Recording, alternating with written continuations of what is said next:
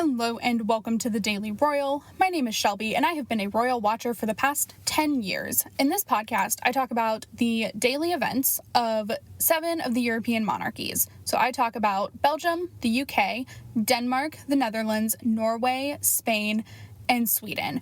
I upload Monday through Friday with occasional bonus episodes here and there. Today we are going to be talking about all of the events from Thursday, July 15th, and today, Friday, July 16th of 2021. So, I had made the commitment that I was going every other day, right, this week. Keeping it pretty chill, just like what needed to happen, right? And then yesterday was very busy, which is totally fine. And a lot of it we'll talk about was unexpected. And so this is probably going to be a bit of a longer episode. I will still try and keep it under 45 minutes. And we'll go from there. I will say next week for sure is at least every other. And then I would say after next week, we'll probably jump to weekly updates for the summer. So I want to start with this really horrible thing that is going on that is affecting the Belgian royal family and the Dutch royal family. And if you're unaware, there are some pretty horrible floods in Germany and Belgium and the Netherlands and Luxembourg that people are dying and being misplaced and homes are being destroyed. And it's really unprecedented and, of course, and it's awful.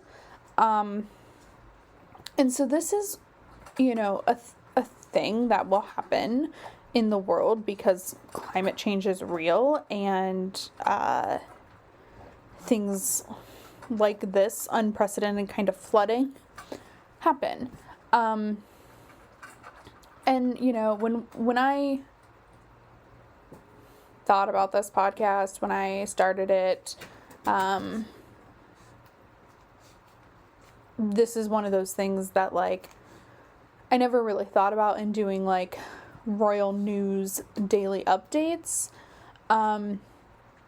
is obviously real life happens and real life tragedies happen. And so it's just, I really hate seeing bad things happen in the world. That's what this all really boils down to. It just is really sad.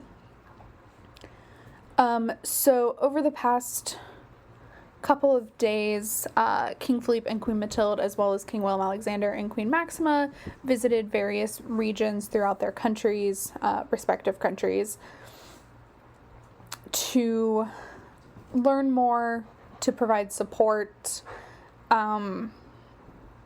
during this really trying, challenging, pretty terrible time. And that's what it is. I mean, it's a natural disaster brought on by climate change, but still an act of nature. And so this goes back to, how we talk about royals responding to crisis and really rough, terrible things, and what the role of the royals are. So I think it's twofold. I think they have a responsibility to be as clued in and up to date as possible, which both royal couples have done. So Willem-Alexander and Máxima yesterday did a helicopter flyover of the area to see the devastation from the sky, to get an aerial view, and then they did land in the province of Limburg, where they walked the streets as much as they could, and speak with people and just learn about the efforts for the cleanup, as well as, hear the really terrible, not hopeful stories, because it's too new to be hopeful.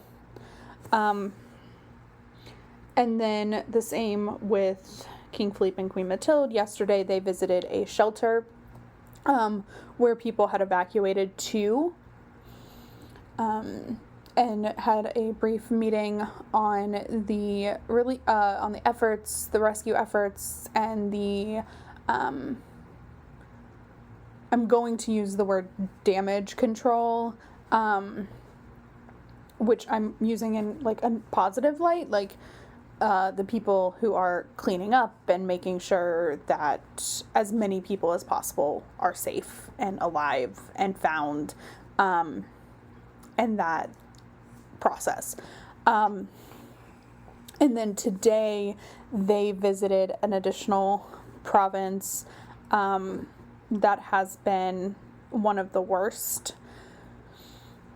And they just walked around and they talked to people about the situation.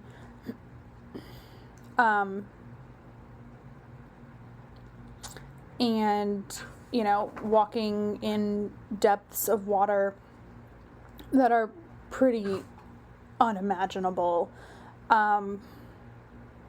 It just is going to be a lot. So Belgium is one of the countries. Belgium and Germany have been decidedly by, the world. I don't know what makes them experience this worse, but they have definitely, those two countries have had the worst of it. And so additional royals are sending their thoughts. Queen Margrethe today expressly sent to Chancellor Merkel of Germany and King Philippe her sympathies. The Duke of Cambridge today tweeted out about it, that the sights from the BeNeLux Germany floods are horrible, and that his thoughts are with everyone and the victims and those who are missing. And I suspect we'll see more in the coming days. Belgium has announced a national day of mourning, which will take place on July 20th, which is the day before National Day. They also announced that National Day celebrations will be scaled down. It is unclear what that meant. I hadn't read a lot about National Day celebrations in general yet, but we'll certainly see what that brings next week, as the National Day for Belgium is July 21st. So it's just not a fun way to start off this episode, but also hugely important. And I have put a stop, sort of, to being overly political. But I do want to say, in this situation, this is because of climate change. Belgium, Germany, the Netherlands, and Luxembourg don't just flood for no reason. This is climate change. And we all need to realize that and invest in ways to start combating it rapidly. Because this is awful. And forest fires that are lasting longer and more destructive than ever, all of those things we can stop and reverse at some point. But we have to do the thing.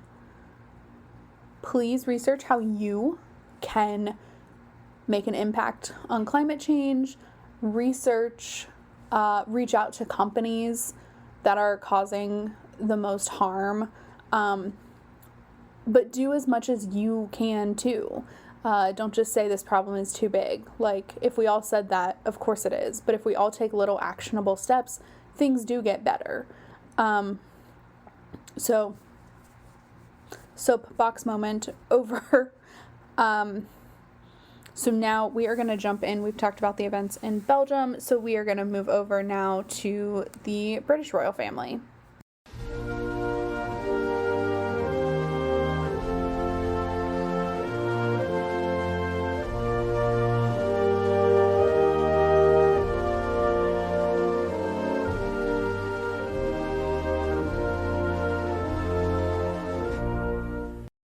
It has been expectedly quiet in the British royal family. I fully knew that this was about when this would start happening. I did not expect the Prince of Wales and Duchess of Cornwall to work as much as they have this week. That was a bit of a surprise to me. But I expect things will continue to slow down in due course. Yesterday, the Prince of Wales and Duchess of Cornwall visited the Great Yorkshire Show, which is a way to highlight agriculture and rural life in England, throughout Yorkshire, but also throughout the country. So I don't know, obviously, where everyone's from. I have demographics, but that doesn't super help. But I don't live there now, but I am from an incredibly small farm town in Ohio. And we always, the agriculture fair was like the big thing.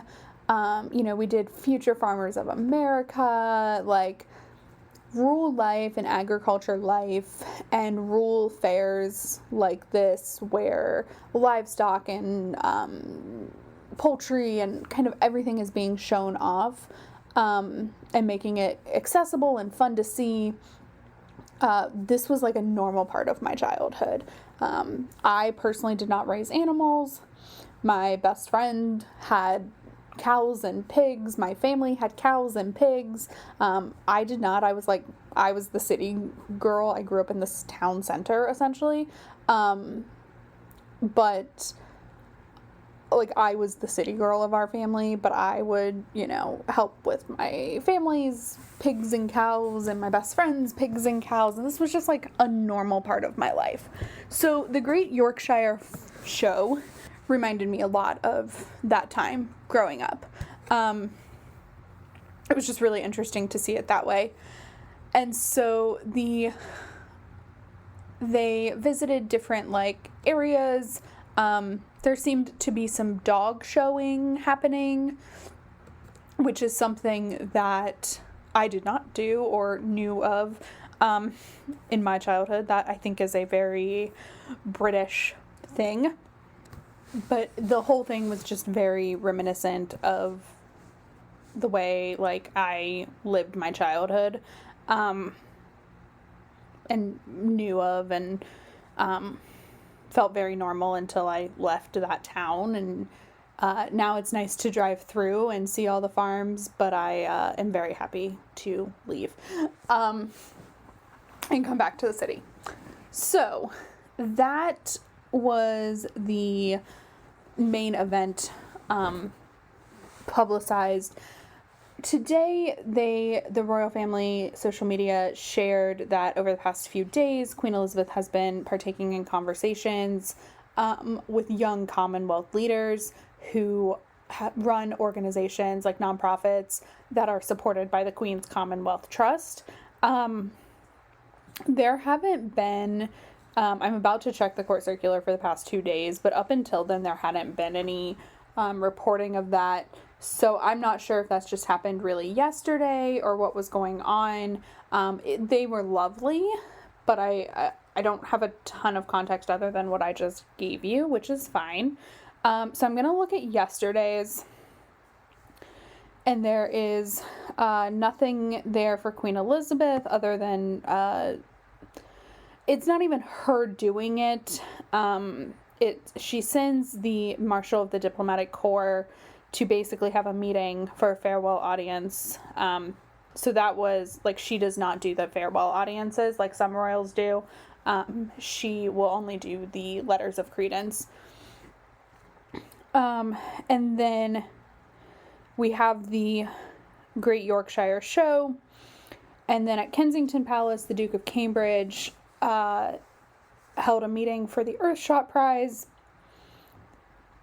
which I expect like those meetings will pretty much stay on the court circular, but I don't, like I mentioned last weekend, I don't expect to see the Duke or Duchess of Cambridge till mid to late August or early September. So again, we'll see. Okay, and then today on the court circular, so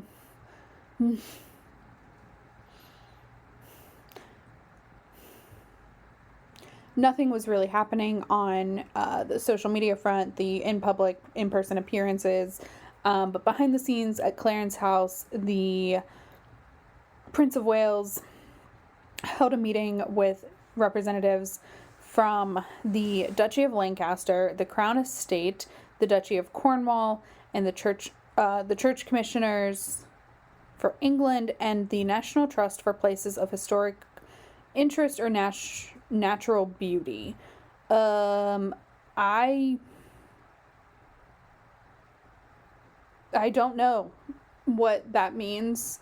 And then it's interesting, we have a change in title.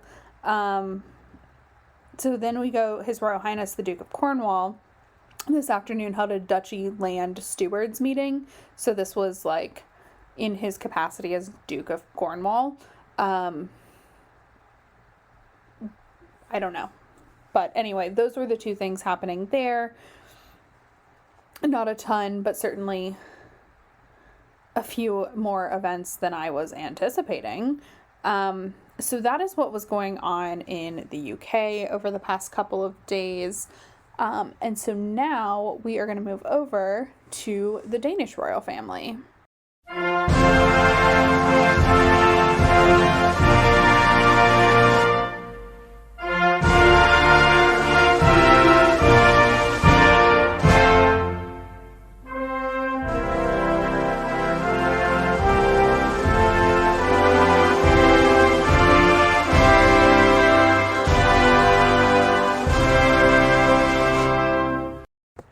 In Denmark, the past couple of days have actually been marked by a visit from Queen Margrethe to the Faroe Islands.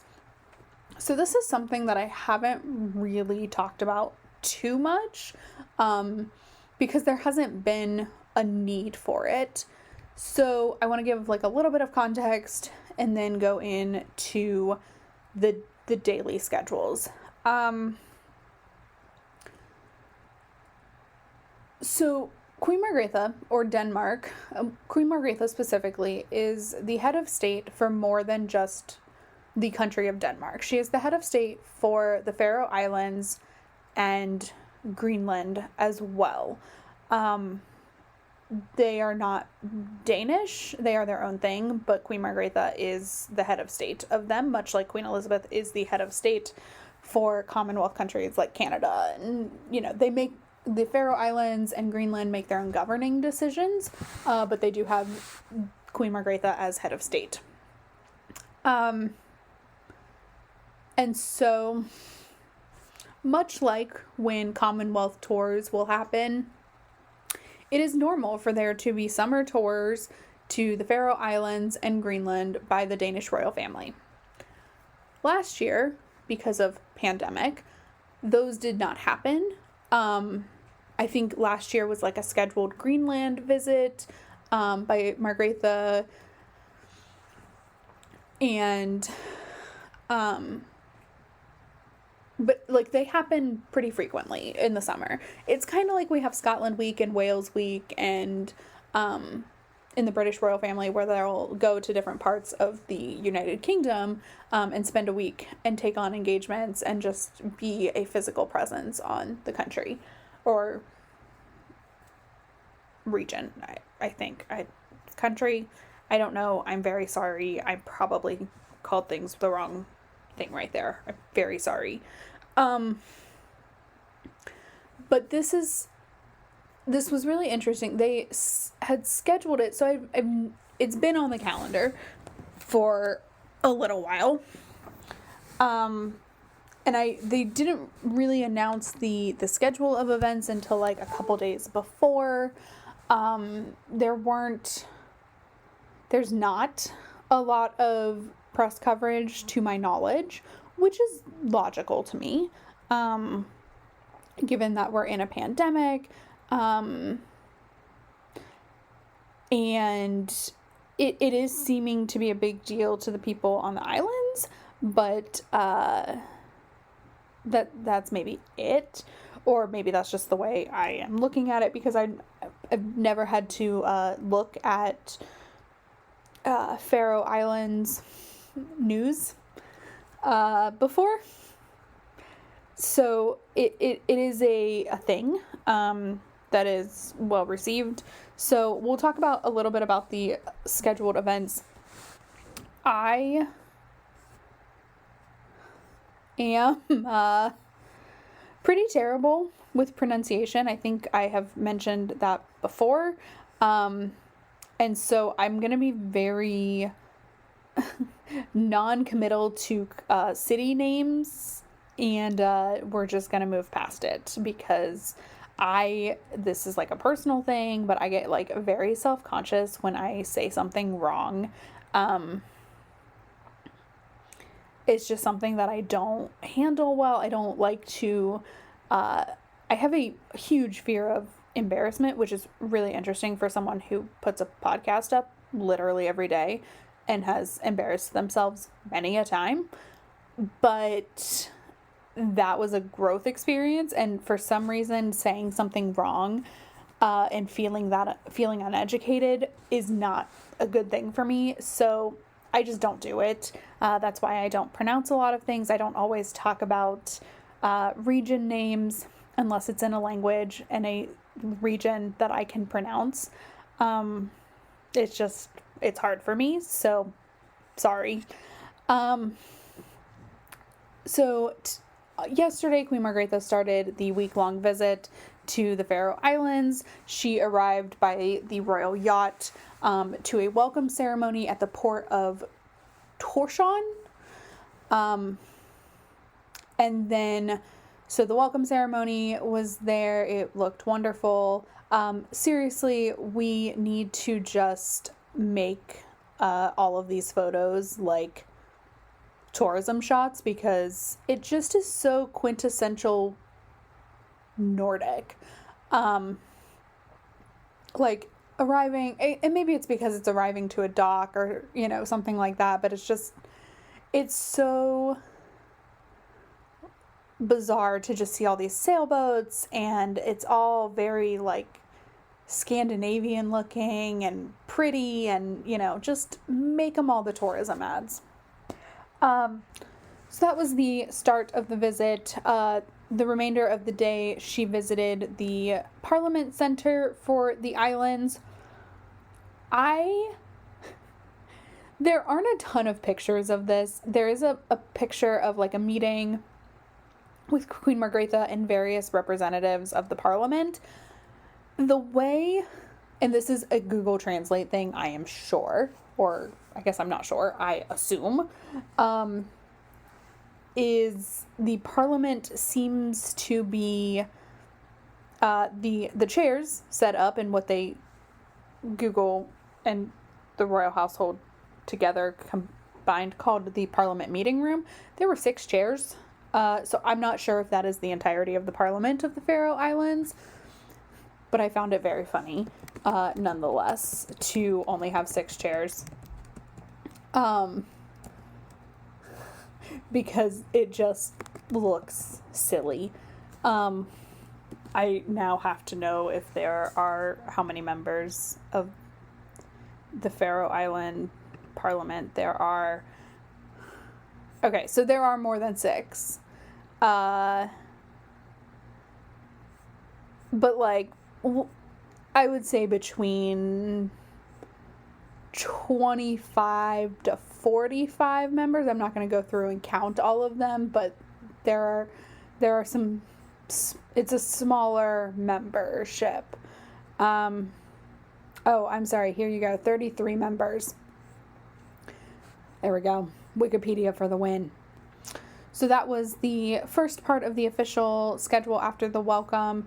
And then she was also part of the official welcome dinner where she gave a speech as well as the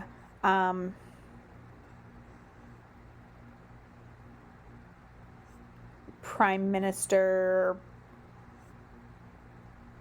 person. Yes. So that is the first day. Today was day 2, and Queen Margrethe visited, from what I can tell, 2 different towns. First, she visited Sivinoy, where she partook in a couple of different events. She viewed a sculpture called The Drop in the Sea of Life, which honors people who have died at sea or are lost at sea, I guess is the appropriate way to say that. She also had a meeting with a priest about living in, specifically living in Sivinoy. Now I said it French. I've said it 6 different ways. This is why I'm like self-conscious about it. And so she was able to learn more about life in the area. And then she also visited a town that I'm not even going to try to pronounce. I'm very sorry. I will have the town written in the description on the website, thedailyroyal.com. So you can definitely check it out there. It's just, I'm not going to, because the word that would end up coming out of my mouth, it would not be pretty. So we're just not going to do that and put myself through that, because it's crazy. But like I said, it will be in the description, that I put up with the pictures of the visit. However, during that part of the day, she was present for a concert from a horn orchestra, accompanied by a local choir. She visited a culture house for local artists. She also visited a local school and then visited a museum,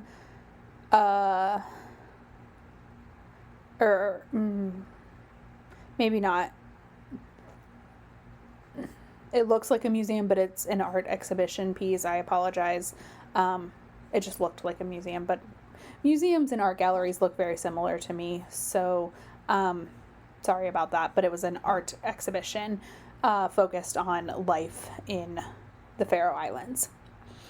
So that was lovely and wonderful. I really, for me, am just truly enjoying the pictures and the tours. Like the wanderlust in me is blinking rapidly because this place looks so beautiful. I wonder what kind of COVID rates they have. Genuine question.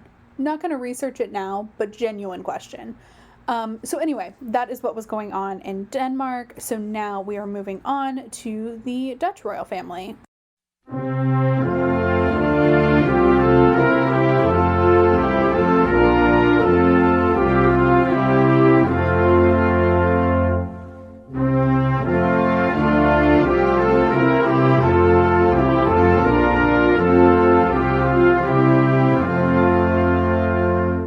The past 2 days have been a bit of a whirlwind in the Netherlands. It's just been a really intense news cycle for the Dutch royals. So we're just going to kind of do this in as chronological order as we can. Yesterday, Queen Máxima attended the opening of what I think is the first steel 3D printed footbridge in Amsterdam. So a little bit of context here. Amsterdam, the Netherlands really, but Amsterdam specifically is a city of canals. And so there's a canal and there's waterways everywhere and bridges everywhere. And it is a it's amazing how cool this bridge is. So this bridge was, like I said, printed, 3D printed out of steel, which is so cool. It's like a smart bridge. It has sensors and all kinds of things on it. It was very fancy. So she opened that bridge. She was able to talk with the designers, the builders, local residents, all focused on the bridge. However, very shortly after that, it was announced that the Dutch journalist Peter R. de Vries sadly did not make it, and passed away after being, now after being executed, but shot last week in Amsterdam. And so the initial thought was the royal family would release a statement, but then the flooding happened. So then they went and visited the province of Limburg, which we have already talked about. And then today, in like a weird transition to like a new day, life goes on kind of thing, they held their summer photo session. And it was, of course, background in all of this tragedy. And so the summer photo session was lovely. This is an annual thing for the Dutch royal family. They do photo sessions so that the Dutch press can continue to see the girls, but also give them as much privacy as they can. So this is something that has really been kind of the norm since now the Duke of Cambridge and Duke of Sussex, after Diana passed away, the access to them changed. And so this is kind of the new normal. It's expected that royal children are given privacy and not exposed to a ton of press and paparazzi and things that younger royal children used to be, the generation of the younger generation of kings now that we're seeing, and crown princes and princesses were very much raised in the spotlight. And that is not the case for their children. Their children have been, I would say, raised pretty far removed from the spotlight as you can be, given the nature of the rest of their lives. So this is what the Dutch royal family does. They do the summer photo session and typically will do a winter photo session in Austria on their winter skiing holiday in February. This has changed a little bit as the girls are getting older. We see them at King's Day and things like that, but this is still something that they do as a family every year. It's also a chance for Willem-Alexander and Máxima to talk with the press and kind of give updates. And so that is, of course, what happened today. They talked about the journalist, and how they as a family personally reacted to it, and the shock and outrage of someone who is doing their job to get murdered in a country like the Netherlands. It's really hard to see that anywhere, but especially in countries that are so democratic and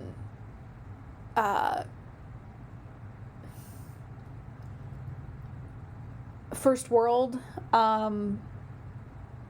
countries, that like this shouldn't happen, and especially in the Netherlands where like it's so open and honest and all of that, but really terrible things can still happen. And so they talked about their shock at that.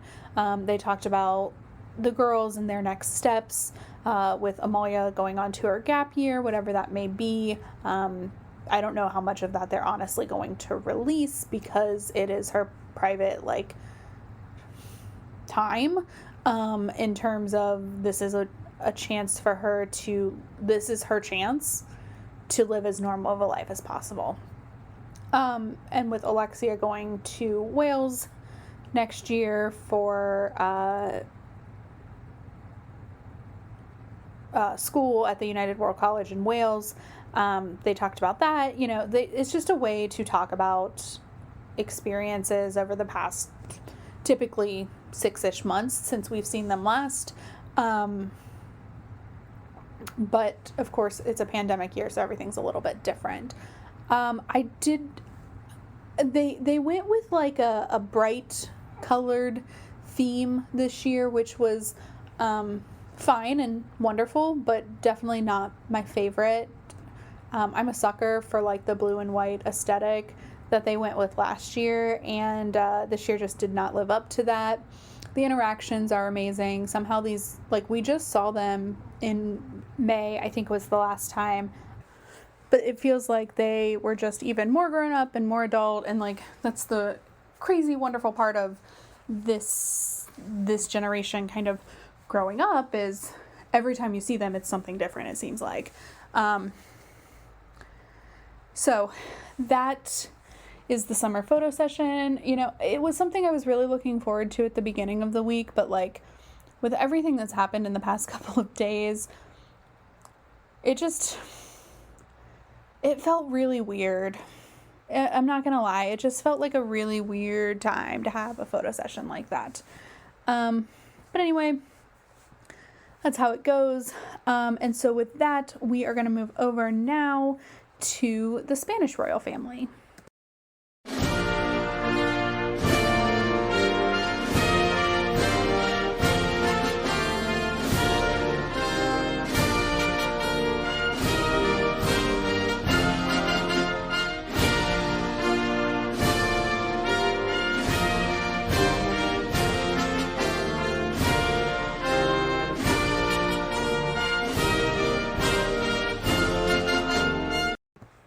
In Spain, the past 2 days have been pretty steady, I will say. So they release their calendar every Friday. Next week, I think they're like almost going to be cooperative with this every other day schedule that I have set myself up with, because, man, there's really not a lot going on next week that is any kind of exciting, until really next Sunday, the 25th. So like over a week from now, which is fine. It will fit in with my schedule very nicely. Just saying. So yesterday, King Philippe and Queen Letizia attended a remembrance ceremony, or a ceremony in honor of the victims of COVID-19, as well as a recognition for public health care in Spain, like public healthcare workers and the healthcare system in general, throughout all of Spain. And so this is something that happened last year in just about this time, actually a year ago today, that they attended, as well as their daughters. And it was a little premature, I think. But I also think it speaks to Spain's general everything, and that this is how the country kind of moved forward. However, it leads to increases in cases and things like that, because people are like, oh, well, we've honored the victims, it's over. But I guess at the announcement of the event last year, it was announced that they would like for it to be a yearly thing. I missed that last year. So I was really shocked when I saw it on the calendar last week for this week to have something similar.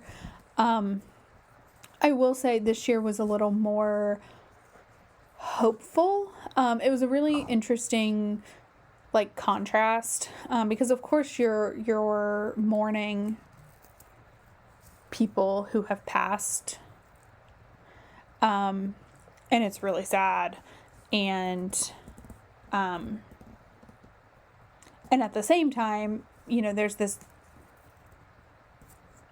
uptick in things are getting better, and vaccinations are widely available at this point in Spain. Not for everyone yet, but pretty close. It's just, it works. And, I thought this was a good way that the government chose to honor this. It also just felt very strange with the political climate in Spain the way it is at the moment. Look, I can't talk about the politics of Spain every time, but it's crazy over there. Okay. So that was the first event. It ran very similar to the event last year in that there were different speakers and different discussion, different events that took place within. One thing that was new this year and highly emotional is the Order of Civil Merit was given to four healthcare workers post death. There's a word for it and I blanked. I'm so sorry. Homicide, I think is the word. And so King Felipe delivered those medals to those healthcare workers' families, and that was extremely emotional. The first non-healthcare worker in Spain to be vaccinated was present. She's 97 years old, and just gave an impassioned call to young people to get vaccinated. It was just wonderful. There were some musical performances, which I don't think there were last year. It was more hopeful. And I think, like I said, they announced the intention to make it more of an annual thing. I don't know how sustainable that is, in all honesty, but it does give me hope for, that it'll be a beautiful recognition in time. Certainly, I don't know how that looks, but it could be something amazing. It is a beautiful ceremony. It's very Spain. It just still feels like maybe we shouldn't, I don't know, gather in large groups to honor victims of a disease that is caused by gathering in long groups. I don't know. But this is not I don't have a royal problem with it. I have a government of Spain problem with it, in all honesty. So anyway, that was the first thing. And then in a new addition to the calendar, King Felipe held an audience with the new president of the Senate for Spain. So in the government shakeup that happened Monday, where new ministers were sworn in, the former president of the Senate is now the Minister of Justice. And so there had to be a new president of the Senate who was, I think, officially installed maybe Wednesday.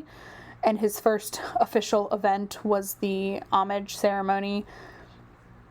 And then had an audience with the king later that day. So those were yesterday's events. And then today, King Felipe and Queen Letizia met with some of the Spanish Olympic team before they head out to Tokyo. So this is something that is pretty normal. They also visited the presidential residence office building. The president of Spain kind of has a similar setup to the White House in that he lives in the place that he works out of. And so the They met with various Olympic athletes, a weightlifter. Her name is Lydia Valentine. She's the only one I kind of sort of recognized. I'm an American, so I know, so I will recognize a Spanish football player from a mile away at this point, but I don't think any of them were there.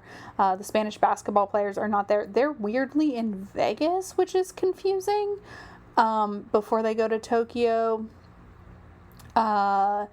So anyway, so they did that, and then later on today, it was announced that Queen Letizia has been vaccinated, received presumably her first dose. I don't know the vaccination process in Spain. I would assume it is her first dose, unless they have 1 doses. She was vaccinated today, as well as the Princess of Asturias was vaccinated today.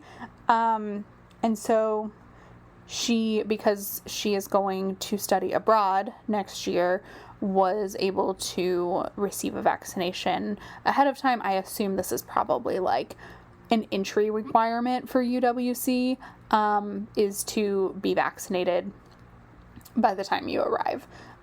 So she did that. They are also, just very briefly, I talked about last week how there was an event on Sunday with the Spanish royal family on the 25th of in Galicia that I expected the girls to be at, and I was right. They are on the schedule for that event. I am very excited. This is also maybe the first time I got it, like an assumption prediction right, so that was exciting in and of itself. But yeah, that is what was going on in Spain over the past couple of days. Yay for more vaccinations. I love it. And so with that, we are going to end this episode, as there has been nothing going on in Sweden. And so I will talk to you all. I don't quite know if I'm going to record Sunday. I would assume I will talk to you all on Tuesday. I don't think there are any events scheduled over the next 2 days. So we'll do like a Monday episode and anything that may happen over the weekend. We do have the Faroe Islands, so that may be a little something. But then beyond that, will probably be at least every other day next week as well. So with that, I will end this episode. I am updating the website, thedailyroyal.com, The Daily Royal on Instagram, and I will talk to you all after the weekend. Bye.